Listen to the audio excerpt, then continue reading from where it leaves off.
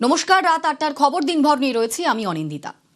আফগান নাগরিক আব্দুল্লাহ খান জন্মসূত্রে আফগান, কিন্তু বিগত বেশ কয়েক বছর ধরে আমাদের দেশে, আমাদের রাজ্যে অবাধে বসবাস করছিল এই আব্দুল্লাহ খান। তাকে গ্রেফতার করেছে পুলিশ, আর তাকে গ্রেফতারের পর চাঞ্চল্যকর তথ্য সামনে আসছে। তার কাছে ভারতের বার্থ সার্টিফিকেট রয়েছে। তাহলে প্রশ্ন তো উঠছে, তাহলে তৃণমূল আমলে নাগরিকত্ব বিক্রি হয়েছে? তৃণমূল আমলে বিদেশিকেও জন্ম সার্টিফিকেট ইস্যু করা হয়েছে? এই আব্দুল্লাহ খানকে খড়িবাড়ি থেকে গ্রেফতার করা হয়েছে। এ নিয়ে জানবো, আমার সঙ্গে সরাসরি বিশ্বজিৎ রয়েছে। বিশ্বজিৎ, যখন গ্রেফতার করা হলো এই আব্দুল্লাহ খানকে, তখন তার কাছ থেকে ভারতীয় নাগরিকত্বের কি কি ডকুমেন্টস পাওয়া গেল? দেখো, মূলত এই আব্দুল্লাহ খান, যিনি তার বন্ধুকে নিয়ে একবারে নেপাল যাচ্ছিলেন, কিন্তু নেপাল যাওয়ার আগে তাকে কিন্তু ক্লিয়ারেন্স সার্টিফিকেট নিতে হতো, এবং সেই জন্যই তিনি কিন্তু এই পানিট্যাঙ্কির অভিবাসন দপ্তরে যান। এবং সেই অভিবাসন দপ্তরে যখন ক্লিয়ারেন্স সার্টিফিকেট নিতে যান, তিনি কিন্তু যে আধিকারিক ছিলেন, অর্থাৎ পুলিশ আধিকারিক, সেই পুলিশ আধিকারিকের কাছে বেশ কিছু ভারতীয় নথিপত্র দেন। তার মধ্যে ভারতীয় পাসপোর্ট, ভারতীয় জন্ম সার্টিফিকেট, তার আধার কার্ড, ভোটার কার্ড। কিন্তু তার যে জিজ্ঞাসাবাদ, অর্থাৎ জিজ্ঞাসাবাদে তিনি কিন্তু অসঙ্গতি দেখান, এবং সেই অসঙ্গতি, তার মুখমণ্ডলের চিত্র, তার কথাবার্তা, সব কিছুই কিন্তু কিছু না কিছু একটা তদন্তের ক্ষেত্রে কিন্তু এই আধিকারিক জানতে পারে। এবং পরবর্তীকালে তার যে পাসপোর্ট, সেই পাসপোর্টে এফআরওর যে লুকআউট নোটিশ, তা কার্যত পেয়ে এই আফগান নাগরিককে আটক করা হয়। এবং পরবর্তীকালে জিজ্ঞাসাবাদের পর পরিষ্কার আসে যে ভারতীয় দস্তাবেজ, অর্থাৎ নথিপত্র তৈরি করে দীর্ঘদিনভাবে এই আফগানিস্তানি নাগরিক ভারতীয় ছদ্মবেশে থাকতো, এবং মূলত থাইল্যান্ড যাওয়ার জন্যই এই সীমান্ত এলাকা দিয়ে তিনি কিন্তু আসেন, এবং তার পরবর্তীকালে ক্লিয়ারেন্স সার্টিফিকেট নিতে গিয়ে কার্যত পাকড়াও হতে হয়। এই পয়েন্টে অবশ্যই আসবো বিশ্বজিৎ, তবে অবশ্যই যে প্রশ্নটা উঠছে, তৃণমূল আমলে নাগরিকত্ব বিক্রি করা হয়েছে। একজন আফগান নাগরিক, তাকে খুবই সম্প্রতি তার বার্থ সার্টিফিকেট ইস্যু করা হয়েছে। প্রশ্ন হচ্ছে, কি করে আফগান নাগরিকের হাতে ভারতের জন্ম সার্টিফিকেট পৌঁছলো, কিভাবে? দেখো, পুলিশ সূত্র মারফত যেটা জানতে পারা গিয়েছে যে 1999 সালের এই আফগান যুবক, অর্থাৎ আব্দুল্লাহ খান, তিনি কিন্তু তার যে জন্ম সার্টিফিকেট, তা কার্যত 2021 সালে তৈরি, এবং কলকাতা কর্পোরেশন থেকে 2021 সালের ডিসেম্বর মাসে তার এই দস্তাবেজ তৈরি হয়। এবং পরিষ্কার একটা প্রশ্ন উঠছে যে একটা 1999 সালে জন্ম, কিভাবে 2021 সালে বার্থ সার্টিফিকেট ইস্যু হতে পারে? শুধু তাই নয়, 2018 সালে তিনি কিন্তু ভারতীয় আধার কার্ড এবং ভোটার কার্ড তৈরি করেন, যা কিন্তু অবশ্যই প্রশ্নের মধ্যে আসছে। তৃণমূল ক্ষমতার সময় এই যে নথিপত্র তৈরি করা দেওয়া হয়েছিল, তা কিন্তু অবশ্যই প্রশ্ন উঠছে যে তৃণমূল শাসনকালে একেবারে টাকার বিনিময়ে বেআইনি পদ্ধতির মাধ্যমে এই আফগান নাগরিক তিনি কিন্তু দস্তাবেজ পেয়েছিলেন। এবং গোটা ঘটনায় কিন্তু প্রশ্ন উঠছে যে তৃণমূল শাসনকালে কিভাবে এই নথিপত্র একজন আফগান নাগরিকের হাতে এসে গেল, তা নিয়ে কিন্তু অবশ্যই প্রশ্ন উঠছে। যদিও পুলিশ গোটা ঘটনা তদন্ত করার চেষ্টা করছে যে এই যে জন্ম সার্টিফিকেট, আধার কার্ড, ভোটার কার্ড, বাকি সমস্ত নথিপত্র কিভাবে আব্দুল্লাহ পেল, কার মাধ্যমে আব্দুল্লাহ পেল, সেখানে কোনো কি নেতার যোগ রয়েছে কিনা, তাও কিন্তু জিজ্ঞাসাবাদ করা হয় বলে আমরা পুলিশ সূত্রে জানতে পারছি। বিশ্বজিৎ, এই যে আব্দুল্লাহ খান, ইনি থাকতেন হাওড়ার শিবপুরে, এবং জালে তোলা হয়েছে আফগান নাগরিকের ভারতীয় বন্ধু শঙ্কর বণিককে। কিন্তু এই যে আফগান নাগরিকের খোঁজ কিভাবে পেল পুলিশ, তাকে গ্রেফতার কিভাবে করা হলো, কি জানা যাচ্ছে? দেখো, পরিষ্কার রয়েছে, নেপাল যাওয়ার ছক কষেছিল এই আফগান নাগরিক এবং তার বন্ধু। মূলত যখন তারা অভিবাসন দপ্তরে যান, এবং সেখানেই কিন্তু নেপাল যাওয়ার ক্লিয়ারেন্স সার্টিফিকেট নিতে যান, এবং সেই ক্লিয়ারেন্স সার্টিফিকেট নিতে গিয়ে তাদের যে পাসপোর্ট রয়েছে, সেই পাসপোর্ট এফআরও দপ্তরে যখনই রেজিস্টার করা হয়, সেই সময় কিন্তু দেখা যায় যে এফআরও দপ্তর থেকে এই আফগান নাগরিকের লুক আউট নোটিশ জারি রয়েছে। সেক্ষেত্রে একজন বিদেশি নাগরিক নাগরিক, তার কাছে ভারতীয় নথিপত্র বা কিভাবে এলো, এবং তিনি লুকআউট নোটিশ জারি হওয়ার পর তিনি কিভাবেই অন্য দেশে যান তা নিয়ে কিন্তু গোটা বিষয়টি নিয়ে সন্দেহর আড়ালে পড়েন এই আফগান যুবক। তাকে প্রাথমিকভাবে অভিবাসন দপ্তরেও জিজ্ঞাসাবাদ করা হয়। জিজ্ঞাসাবাদে অসঙ্গতি মেলে এবং পরবর্তীকালে খড়িবাড়ি থানায় নিয়ে গিয়ে ঘন্টার পর ঘন্টা জিজ্ঞাসাবাদ, এবং তাতেই কিন্তু পরিষ্কার উঠে আসে যে আফগান নাগরিক কার্যত ভারতীয় নাগরিকের রূপ নেওয়ার জন্য ভারতীয় নথিপত্র তৈরি করেন এবং সমস্ত নথিপত্রের আড়ালে কার্যত হাওড়ার শিবপুর এলাকায় দীর্ঘদিন ধরে বসবাস করছিলেন, এবং এই ইন্দো নেপাল সীমান্ত দিয়ে তিনি কিন্তু থাইল্যান্ড যাওয়ার পরিকল্পনা ছিল। তুমি যদি জানো যে উত্তরবঙ্গের চিকেন নেকের ক্ষেত্রে গুরুত্বপূর্ণ স্থান হচ্ছে এই ইন্দো নেপাল সীমান্ত, সেক্ষেত্রে ইন্দো নেপাল সীমান্তই কেন ব্যবহার করলো এই আফগান নাগরিক এবং তার বন্ধু, তা নিয়ে কিন্তু অবশ্যই গোয়েন্দারাও ইতিমধ্যে জিজ্ঞাসাবাদ শুরু করেছে এই আফগান নাগরিককে। যদিও আজ শিলিগুড়ি মহকুমা আদালতে তুলে 10 দিনের রিমান্ড পেয়েছে পুলিশ, এবং পুলিশ মনে করছে শুধুমাত্র এই দুজন নয়, কারণ আধার কার্ড, ভোটার কার্ড, একাধিক নথিপত্র তৈরি করে দেওয়ার ক্ষেত্রে কারা জড়িত রয়েছেন তারও কিন্তু খোঁজ শুরু করবে পুলিশ। যদিও তার যে স্মার্টফোন, অর্থাৎ এই আব্দুল্লাহর স্মার্টফোনে একাধিক নাম্বার পেয়েছে, যা কার্যত অসঙ্গতি বাড়াচ্ছে, এবং গোয়েন্দাদের সূত্রে যেটা আমরা জানতে পারছি যে শুধুমাত্র তিনি ভারতে থাকাই নয়, বিভিন্ন দেশে কিন্তু ভারতীয় পাসপোর্ট ব্যবহার করে গিয়েছিলেন, এবং সমস্ত বিষয়টি ইতিমধ্যে তদন্ত সাপেক্ষ পুলিশ মনে করছে, এবং পুলিশ মনে করছে যে আগামী 2-4 দিনের মাথায় এই আফগান নাগরিকের কাছ থেকে আরো হয়তো বেশ কিছু তথ্য উঠে আসতে পারে। বেশ ধন্যবাদ, নজর থাক বিশ্বজিৎ।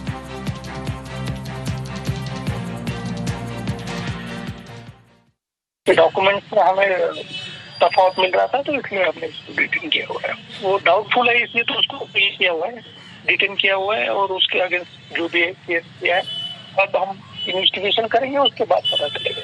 FRR उसने लुकआउट देखा, उसी बेसिस पे उसको हमने यूज किया हुआ है। अभी नेक्स्ट इन्वेस्टिगेशन में क्या क्या आता है वो देखते हैं। আমাদের ভারতবর্ষের অভ্যন্তরীণ নিরাপত্তা নিয়ে, সুরক্ষা নিয়ে যে ছিনিমিনি খেলা তৃণমূল খেলেছে বিএসএফ কে জমি দেওয়ার প্রশ্নে, বিএসএফ কে বিধানসভার অভ্যন্তরে যেভাবে মেলাইন করা হয়েছে, এরা কোনো দেশের সপক্ষে রাজনৈতিক দল। তৃণমূল মানেই হচ্ছে দেশ বিরোধী মানসিকতা। নিরাপত্তার প্রশ্নে কাশ্মীরের থেকে উদ্বেগজনক পরিস্থিতি তৈরি হয়ে যেত যদি তৃণমূল কংগ্রেস ক্ষমতায় থাকতো। তার একটা উদাহরণ হচ্ছে এই আধার কার্ড ইত্যাদি, রেশন কার্ড, এগুলো জাল তৈরি করা। এর শুরুটা হয় জনপ্রতিনিধি যে শংসাপত্র দেয়। তৃণমূল কংগ্রেসকে বাঁচিয়ে রাখতে চেয়েছিল কারা? আসলে দেশ বিরোধী শক্তি বাঁচিয়ে রাখতে চেয়েছিল। এই আফগান নাগরিক আব্দুল্লাহ হাওড়ার শিবপুরের শিল বস্তিতে থাকতো। মেটিয়াবুরুজে কাপড়ের ব্যবসা ছিল আব্দুল্লাহর। এই আব্দুল্লাহর সঙ্গে থাকতো আফগান নাগরিক নিয়ামত। এই দুজনেরই কাপড়ের ব্যবসা, এমনটাই বলছেন স্থানীয় বাসিন্দারা।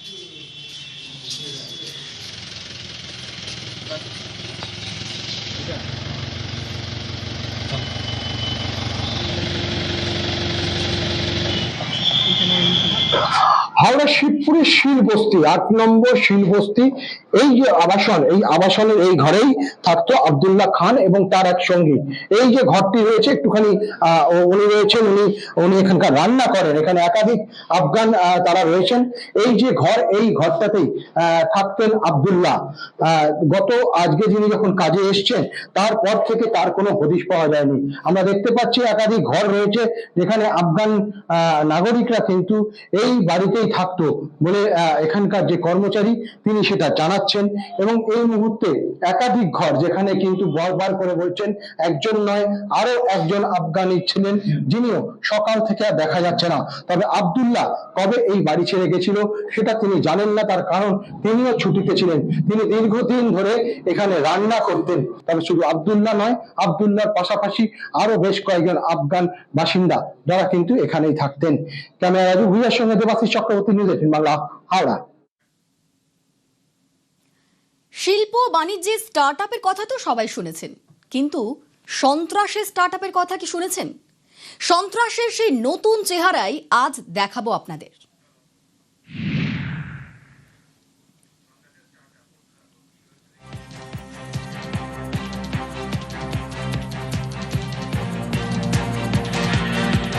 শিল্পের ভাষায় বোঝাতে গেলে একসময়ে সন্ত্রাসের ভারী শিল্প দেখেছে ভারত। কাসাবের মতো জঙ্গিকে পাকিস্তানে প্রশিক্ষণ দেওয়া হয়েছে, তারপর নৌকোয় চড়িয়ে আরব সাগর দিয়ে মুম্বাই উপকূলে পাঠানো হয়েছে। কাঁধে AK-47 নিয়ে বাণিজ্য নগরীতে সন্ত্রাস চালিয়েছে পাক জঙ্গি কাসাব। সন্ত্রাসের এই ভারী শিল্প এখন অতীত। আধুনিক এই যুগে শিল্পের মতো সন্ত্রাসেও স্টার্টআপ শুরু হয়েছে। কম খরচে বেশি সন্ত্রাস।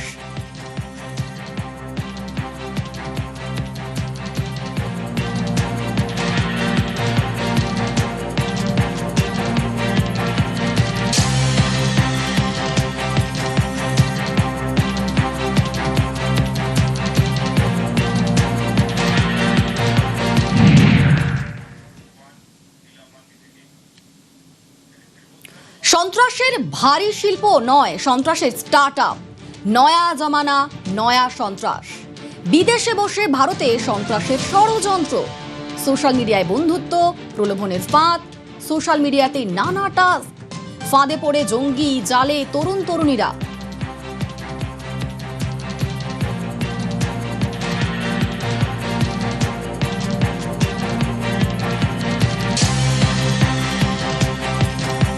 বিদেশে বসে ভারতে সন্ত্রাসের ষড়যন্ত্রের ফাঁদ, সোশ্যাল মিডিয়ায় বন্ধুত্ব, সেখান থেকে প্রলোভনের ফাঁদ পাতা হয়। সোশ্যাল মিডিয়াতেই নানান ধরনের টাস্ক।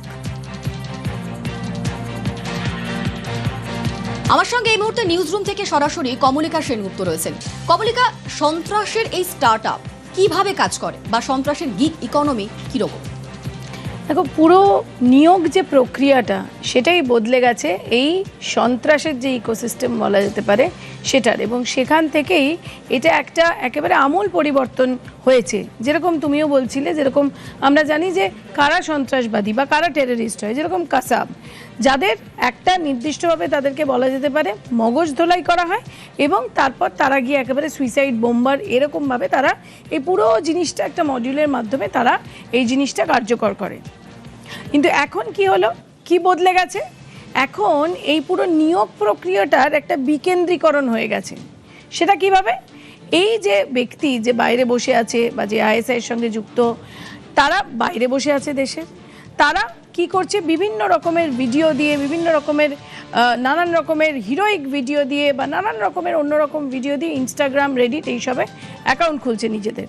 আমরা হামামকে দিয়েই ধরতে পারি যে হামাম বা অর্পিতা যারা গ্রেপ্তার হয়েছে আর কিছুদিন আগেই এখান থেকে, তাদেরকে এরা এই ধরনের যারা লোক রয়েছে, যারা ইনস্টাগ্রামে অনেক বেশি রয়েছে এবং যাদের অনেক টাকা কামানোর অনেক ইচ্ছা রয়েছে এবং নানান রকম যাদের সমস্যা রয়েছে, তারা, আমরা জানি যে ঠিক 15ই আগস্টের পরেই আমরা জানি যে স্বরাষ্ট্রমন্ত্রী তিনি এক্স হ্যান্ডেলে জানিয়েছেন যে এই যে শেহজাদ বাট্টির যে এই যে গ্যাং, এই গ্যাং 200 জনের ওপর লোককে রিক্রুট করেছিল, যাদেরকে আমাদের গোয়েন্দা এজেন্সিরা তারা গ্রেপ্তার করে এবং 14টা রাজ্যে এর তল্লাশি হয়, রেড চলে। এটা কীরকমভাবে হচ্ছে? এটা ঠিক এরকমভাবেই হচ্ছে যে এই গোটা প্রক্রিয়া আমি যেটা বলছিলাম বিকেন্দ্রীকরণ হচ্ছে। কিভাবে? যে এক একজনকে এক একটা টাস্ক দেওয়া হচ্ছে, একজনকে নয়। একজনকে বলা হচ্ছে তুমি বন্দুক কেনো, একজনকে বলা হচ্ছে এখান থেকে ওখানে 2 কোটি টাকা নিয়ে যাও, একজনকে বলা হচ্ছে তুমি কিছু কিছু জায়গার ছবি তুলে দাও, আরেকজনকে বলা হচ্ছে তুমি রেলওয়ে স্টেশনে গিয়ে এই ব্যাগটা রেখে এসো। কেউই কিন্তু জানতে পারছে না যে অন্যজন কি করছে। অর্থাৎ প্রত্যেককে একটা ছোট ছোট ছোট ছোট টাস্ক দেওয়া হচ্ছে। আর সেখান থেকেই সন্ত্রাসের গিগ ইকোনমি এই কারণেই বলা হচ্ছে, কারণ প্রত্যেকে জানতে পারছে না যে গোটা মডিউলটা কি, অর্থাৎ তারা যে কাজ করছে এই কাজটা কোন নাশকতা শেষে, অর্থাৎ কোন জায়গায় এই জিনিসটা পৌঁছবে সেটা তারা জানতে পারছে না। তাতে অনেক রকম সুবিধা হচ্ছে। সুবিধা কীরকম হচ্ছে? একজন কাউকে গ্রেপ্তার করে নিচ্ছে, একটা 4-5টা বন্দুক ধরা পড়েছে, সেখানে একজন কাউকে গ্রেপ্তার করে নিচ্ছে পুলিশ। একটা বন্দুক গ্রেপ্তারের সঙ্গে সঙ্গে তো সন্ত্রাসের বিষয়টা ভাববে না, তাই তারা কিছুদিন পরে কেস হচ্ছে, তারা বেলও পেয়ে যাচ্ছে, কেস হচ্ছে, বেল পেয়ে যাচ্ছে, এবং এই বৃহত্তর যে এই যে জাল, এই জালটা সামনে আসছে না, তাই অন্যভাবে কাজ চালানো যাচ্ছে। সুতরাং এই যে গিগ সন্ত্রাসের যে গিগ ইকোনমি, এটাই নতুন স্টাইল এবং এটা এই হামাম কেসে এখান থেকে যে হামাম যে অর্পিতা যে গ্রেপ্তার হয়েছে সেই কেসে আমরা বেশ কিছুজন আমাদের সূত্র মারফত কথা বলে জানতে পেরেছি যে এটাই এখন নতুন ট্রেন্ড। সঙ্গে থাকো কমলিকা। আমরা দর্শকদের দেখাচ্ছি যে কিভাবে এই যে পুরো সিস্টেম কিভাবে কাজ করে, সন্ত্রাসের ইকোসিস্টেম। দেখুন, মাথাকে আইএসআই, অপারেটর শাহজাদ ভাট্টির মতো লোকজন, হ্যান্ডলারকে রানা, সানি, আর জঙ্গি হামিম মন্ডল, তার সহযোগী কারা? অর্পিতা সরকার, আদিত্য সিং।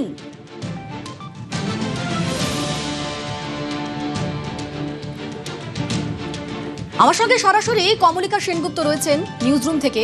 কমলিকা, এই সন্ত্রাসের জাল ছড়াতে কেন গ্যাংস্টারদের কাজে লাগাচ্ছে পাক জঙ্গি সংগঠনগুলি? এটা একটা খুব গুরুত্বপূর্ণ জায়গা। কেন গ্যাংস্টারদের কাজে লাগানো হচ্ছে? কারণ এই যারা অপরাধমূলক কাজের সঙ্গে যারা জড়িত থাকে বা যাদের আরও অপরাধমূলক কাজ করার ইচ্ছা থাকে, তাদের কাছে তো একটা নেটওয়ার্ক আছে, অর্থাৎ একটা ইনফ্রাস্ট্রাকচার, একটা ইকোসিস্টেম পাওয়া যাচ্ছে। তাদের কাছে বন্দুকের সাপ্লাই থাকছে, তাদের কাছে কিভাবে টাকা বিভিন্ন ফেক কারেন্সি করা যায় সেই সিস্টেম তাদের কাছে থাকছে। সেখানে এদের সুবিধা হচ্ছে যে বাইরে থেকে সেই সিস্টেমটা তাদেরকে এখানে আনতে হচ্ছে না। তারা রেডিমেড দোকানে গেলে যেরকম জিনিস কিনতে পাওয়া যায়, তাই তারা বিভিন্ন গ্যাংস্টারকে বিভিন্ন জায়গায় তারা গ্যাংস্টারদের তুলছে, বা সেই গ্যাংস্টারে যারা কাজ করতে ইচ্ছুক তাদের তুলছে, সেরকম যারা যুবক যুবতী তাদের তুলছে। তার জন্য যেহেতু একটা রেডিমেড দোকান পাওয়া যাচ্ছে একজন গ্যাংস্টারের কাছে, এই সমস্ত রকমের অপরাধমূলক কাজ কোন রাস্তা দিয়ে হতে পারে, কিভাবে হতে পারে, এই সমস্ত জিনিসটার নেটওয়ার্ক তার কাছে আছে। আর সেই নেটওয়ার্কটাই তাই এরা কাজে লাগাচ্ছে। কারণ এদের প্রত্যেকে যদি আমরা ব্যাকগ্রাউন্ড দেখি, কোথাও না কোথাও কোনো না কোনোভাবে এরা কোনো না কোনো অপরাধের সঙ্গে যুক্ত। আর তাই সার্বিকভাবে একজনকে ট্রেনিং দেওয়া, মগজ ধোলাই করা, আবার ওইদিকে পাকিস্তানে নিয়ে যাওয়া, সেখানে গিয়ে ট্রেনিং দেওয়া, সেখান থেকে ফেরত আনা, তার থেকে এরকমভাবে ডেভেলপ করাটাই সন্ত্রাসের গিগ ইকোনমি। সঙ্গে থাকো কমলিকা। সন্ত্রাসের জাল ছড়াতে গ্যাংস্টারদের ব্যবহার করা হচ্ছে। সন্ত্রাসের স্টার্ট আপ, সন্ত্রাসের ভারী শিল্প নয়, সন্ত্রাসের স্টার্ট আপ।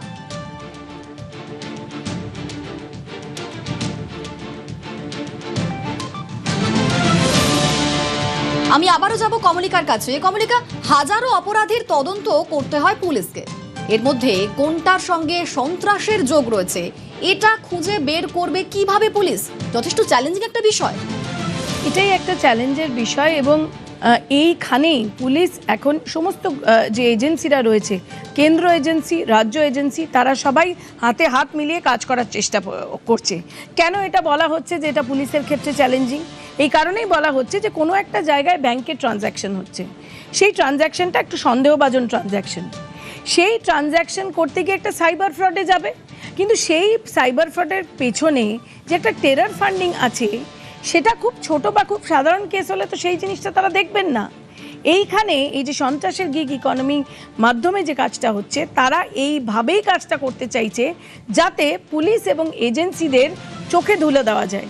যেরকম একটা ছোট একটা যদি 4-5টা বন্দুক পাওয়া যায় একটা জায়গায়, তাহলে সেই জায়গাটা থেকেও একটা কেস হবে, কিন্তু সেই কেসে এনআইএ বা ATS, অ্যান্টি টেররিস্ট স্কোয়াড, তারা তো সেটাই ইন্টারেস্ট নেবে না প্রথমেই। আর তার জন্যই এই এই রাস্তাটা খোঁজার চেষ্টা তারা করেছিল, এবং এইভাবে বিক্ষিপ্তভাবে, অর্থাৎ অনেক কিছু টুকরোভাবে অনেক দিকে পড়ে রয়েছে, সেটাকে একসাথে যাতে তারা না করতে পারে, তার জন্যই সন্ত্রাসবাদীদের এটা একটা প্ল্যান। কিন্তু এদের যেরকম প্ল্যান, আমাদের যারা গোয়েন্দা এজেন্সি রয়েছে, আমাদের কেন্দ্রের গোয়েন্দা এজেন্সি রয়েছে, রাজ্যের গোয়েন্দা এজেন্সি রয়েছে, এবং এই যে বৈঠক হচ্ছে বারবার, তাতে একটা জিনিস উঠে আসছে, এবং এই জিনিসটাও কিন্তু ভারতের এজেন্সিরা, অর্থাৎ কেন্দ্র রাজ্য, তারা কিন্তু তৎপর এবং তৈরি। কিভাবে? ন্যাটগ্রিড সিস্টেম তৈরি হয়েছে, কেন্দ্র রাজ্য আদান প্রদান বেড়েছে সমস্ত জায়গায়। যেরকম এনআইএ রয়েছে, এনআইএর shadow SIA, special investigative agency, সেটা তৈরি হচ্ছে এখানে। আমরা পশ্চিমবঙ্গেই দেখছি ATS তৈরি হয়েছে, যে অ্যান্টি টেররিস্ট স্কোয়াড তৈরি হয়েছে। এই স্কোয়াডগুলো তৈরি করার কারণ এটাই, কেন্দ্র এবং রাজ্য, অর্থাৎ একটা যদি গোয়েন্দা বিভাগ থেকে একটা ইনপুট আসে, সেটা গোটা দেশে যাতে ছড়িয়ে পড়ে, এবং সেই জায়গা থেকে আমরা সাফল্যও দেখতে পেলাম। কি সাফল্য দেখতে পেলাম? এই যে শাহজাদ ভাট্টি, যারা এই একটা নাশকতার ছক করেছিল, 200 জন এদেরকে গ্রেপ্তার করা হয় ঠিক স্বাধীনতা দিবসের আশপাশ দিয়ে, এবং তারপরে আমরা দেখেছি যে স্বরাষ্ট্রমন্ত্রী সেটা টুইট করে। সুতরাং কেন্দ্র রাজ্য একসঙ্গে, কারণ এটা কিন্তু খুব টাফ জব, যে কোনো ছোট জায়গায় একটা খুব ছোট ঘটনাকেও ছোটভাবে এখন আর দেখতে পাচ্ছে না গোয়েন্দা এজেন্সিরা। বেশ, ধন্যবাদ কমলিকা।